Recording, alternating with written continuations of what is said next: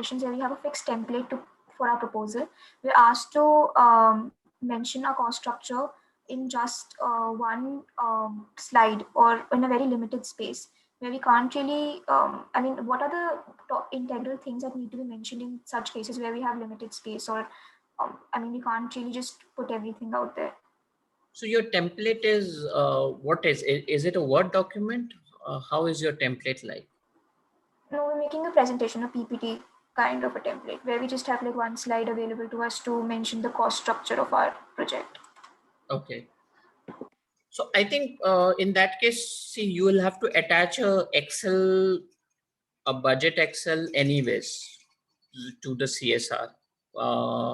Either what you do is you just copy paste that Excel and use different slides and everything. Another thing which you can do is you can hyperlink. If it's a single PPT, okay, so you just give the broader heads. Okay, we are using it. You just make it in a table form. Human resources so much cost, infrastructure so much cost, admin so much cost, communication so much cost, and you give the total. Along with that, you put a hyperlink. When you put the hyperlink, the Excel will open up. So you just hyperlink that document, and then you are within the system.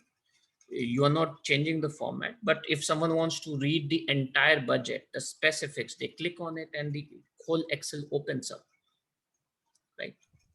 I think it would be, I think Abhijit has stated really well. Though we can put all the head cost on a PPT, but then you would only be able to cover up the main components of your project. Right. Whereas what I feel that he has suggested you a really good idea where we can just put the hyperlink so that whosoever person is there, they can refer to that particular hyperlink. They can have an overview of all the components and the head costs which are involved in the project in that particular Excel sheet, because it becomes easier for us to understand the data and figures. It's a personal opinion and experience. It is very difficult to understand numbers when it is in different format other than Excel. So this is a very great idea which he has given, that we can attach the hyperlink and the person can access that particular Excel. Or else we can definitely have the main components out of your cost heads, and you can put that on a one slide, making some cosmetic changes to the font style or a font size, and then you can try to put the information, but then it can become a little clumsy for another person. Right. Great. Very good questions, Anushka. Very good questions. I think you have done a lot of groundwork. I think you're working on a budget. That's what I could, that's what came into my mind, because these are questions when you start working that comes. So very nice. Anyone else want to ask questions? Sir, there was a question that there is something called per unit economics, and also that like we are in our first phase wants to install kind of 80 plus biogas plants. So I think the budgeting could be done for a single plant, and so we have to show it as a per unit economics. Cost per unit. Achha. Yeah. So so is there a guideline in the budget format that it should be, because basically both the things are important. You should know the cost per unit and how many units that you need to prepare for the project. So is that is there some sort of what should I say, limitation that you can only show cost per unit, or you can show both sides of it, like cost per unit, also the number of units? So there is no limitation, I think. We can show either way. Right. But I think generally in B plans or in kind of competition, we tend to show per unit economics so that can be replicated. So like we might not be clear about how much plants we would be installing in our project whenever till when project is continuing. So in that sense, I think per unit economics can be better. So in that case, what you can share is, see, what you have to do is, because whenever you are writing to a CSR, they need a specific number, right? So I'm sure with your, at present, your way of working, it will be challenging. So either you give a range, Say for instance that this project aims at installing so many biogas plants and the range is 15 to 20, 30 to 50. You give that, and you give the budget also accordingly. You can make the budget also variable, right? Where you can say that the minimum cost will be this because cost per plant is this, and the maximum cost will be this. So you can make just two columns and give them an option. The rough estimate. Yeah. Yeah, and you It can is explain important that to and propose. emphasize on minimum and maximum cost, rather than just giving a information on the piece of per unit. It is very important to analyze the total number of units and then giving the minimum and maximum estimate value to the another person. Right, Abhijit? Yeah, yeah. Okay. But I want to ask another thing related to that. I mean, wouldn't that confuse the person who's seeing the budget on what do we expect from them? I mean, I think we need to quote like a budget. I mean, we need to quote a single final price that we want from them, right? But if we're giving them a range that this is the minimum and the maximum that we want, wouldn't that make it confusing for them to not be able to understand what we expect? It will be. It will be, and you can write that as a challenge in your proposal also. You can write it as a challenge. It's not a bad idea to put your challenge in the proposal also, because what you're doing is you're asking the other person to come on board and give you inputs, because the person from CSI is just not giving you funding, but is also giving you technical inputs because they have that experience of doing similar CSR projects. However, I agree with you that there should be a specific number. So this is something, again, this is something which you'll have to decide. There are different ways of doing it. At times there are projects where you cannot give the exact number.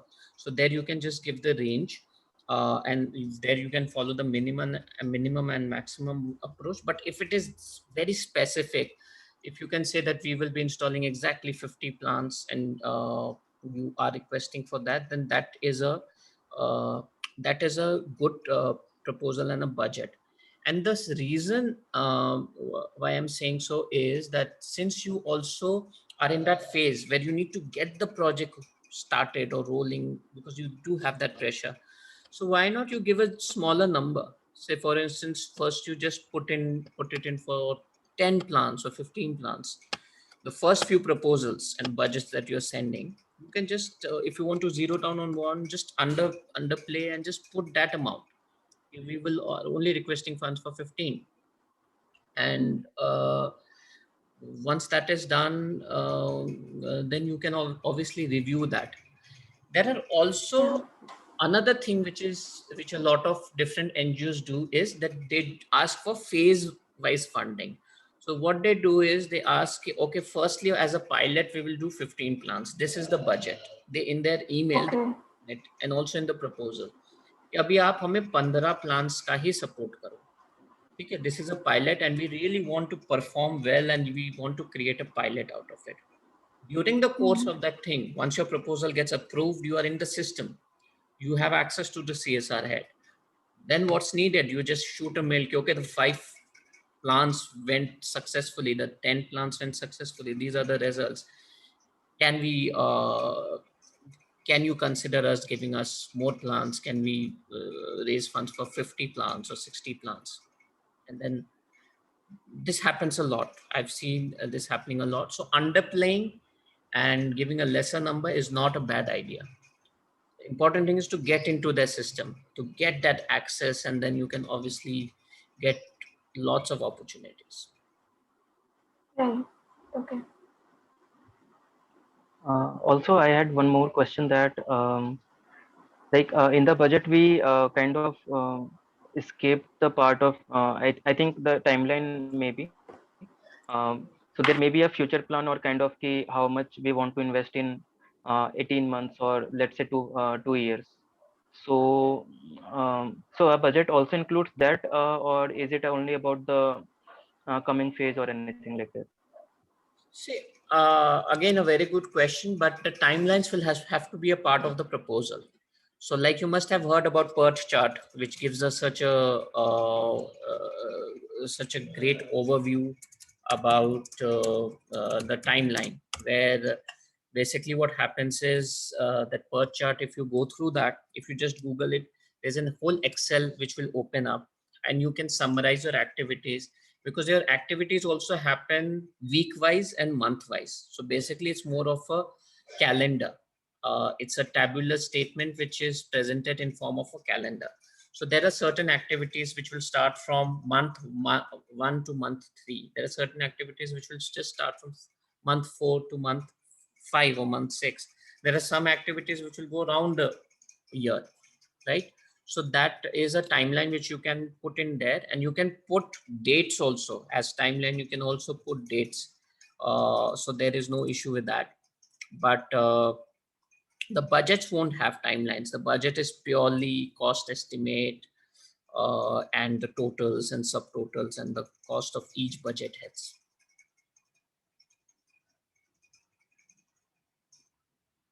Yeah. Okay. Yes. Any more questions? I had a question related to prospecting. Yeah. Not specific to budget. So, like I had a conversation with my father. He's a businessman, so he also is involved in CSR activities. So, he told me that in many, like specifically in my district, what happens is because there was a lot of illegal activities that were going on in within CSR initiatives by companies. So they have this model where all the CSR budget of the company gets paid to the government administration, the collector and the deputy collector, and then we have to submit proposals to them and they verify them and then they select it, and not companies as such. Like companies just pay the actual amount directly to the government and then the government takes care of it. So is that a more generic model, or is it something that just has been done in our district? Or just to get an idea of prospecting, do we really need to approach that many heads, or do we also need to approach government officials if we are looking towards a proposal? It is a very specific. Firstly, thank you for bringing this point, and it's a very specific requirement which rarely, I mean, rarely I've observed. But yes, there are projects which require government approval, especially if it has something to do with working with the government at very close quarters. Obviously here it seems like because of the cases and everything, it has been put into place, and there might be a few public sector undertakings also who might be involved, so that guideline has come into place. So not every CSR, I mean not every area has such a challenge, or every district has such guidelines. But in this case, it also looks to me a little tricky, because why will it will make the entire thing quite complicated in terms of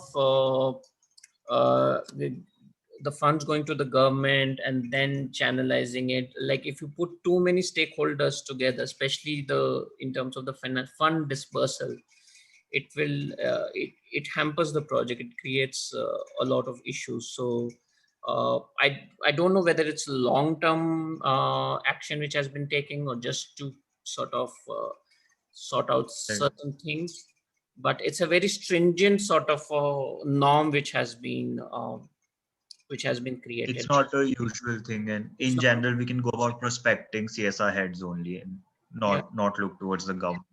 Yeah. Okay, sure. I've come across such a situation in Jharkhand. In Jharkhand, there are certain areas you might know are under insurgency. There is a lot of also violence in those communities. Now, you cannot put a blame to one thing, because there are a lot of political, social factors to it. Right. Generally, the government has an involvement in that, and that involvement is there because the organization there, the companies there, the CSR have requested the government to intervene. So, but here the situation seems a little different. But once the government intervenes, obviously we have to follow them. Sure. Understood. Thank you, sir. All right. Anything else? Any other question?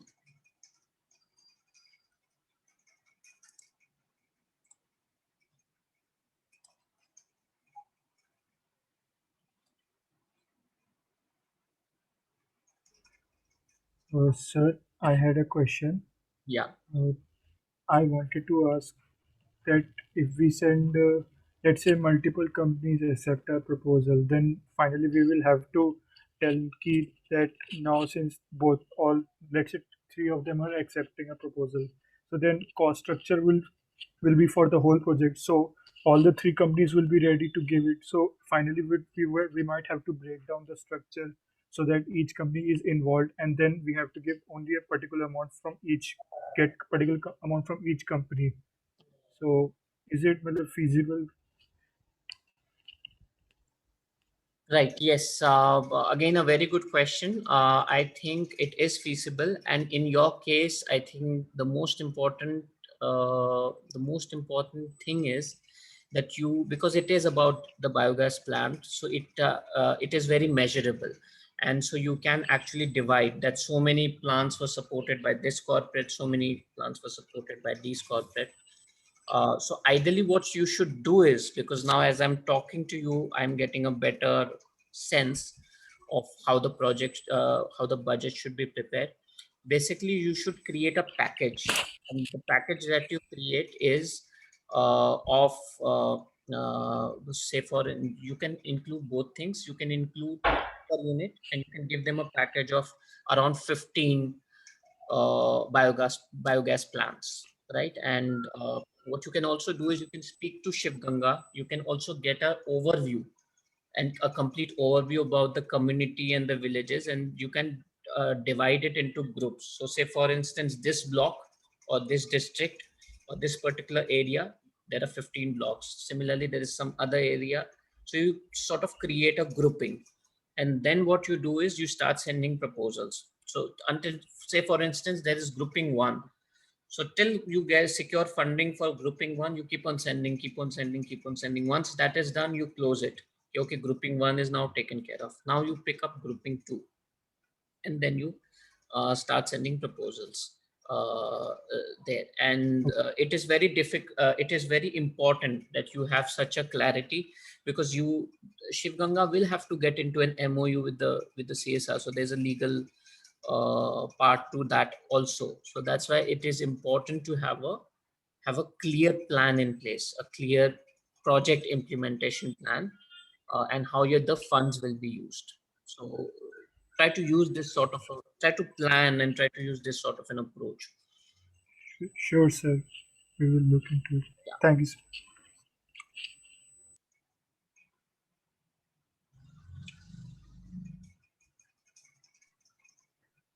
Sir, also, in our project, there may be a case where we might be we might be getting some revenue out of our product after selling something. So I think is something which we have to include in budget, particularly for CSR. So in terms of selling, what exactly will it be? So we might be selling biogas slurry after processing it. So that may fetch us some money into our project. So is that something that we would be subtracting from our actual budget or something like that? Hmm. But that would be happening in future. So do one thing. It will be a little difficult for me to answer this question right now. I mean, obviously you can include this, but will be a whole system of working towards it. So I'm not saying you to share the proposal and budget with me, but maybe you can get on a call with me. Maybe we can have a separate Zoom call, or we can do the same call together. But I would like to go through the things before I say anything, because I need to go through your proposal and budget. You don't need to send me, because there's always a risk when you send a proposal to someone. We can do it on Zoom. You can take me through the proposal and the budget, and then after going through, I would like to answer this, right? Because we have to Okay, sir. think away, because generally you're asking for funding from some, so there has to be an approach to it, because a CSR will be interested if the community is getting benefited. But if only people who are at enactors are getting benefited, then that will be a question, right? So I think CSR might be interested in both, because money is flowing we are also getting money, and I think community is also getting benefited. So CSR might want to know that how we are getting benefited and all. And what they want is their money should be used for underprivileged. So their portion of funds has to be used for underprivileged, for communities. You can have a separate model that can add to your basically that can add to the project, and you can put in that money in the project for which you are not requesting funds. So maybe CSI is giving 90% and 10% you're putting in through your innovative ways. So that you can mention. Okay. But we can discuss this in detail.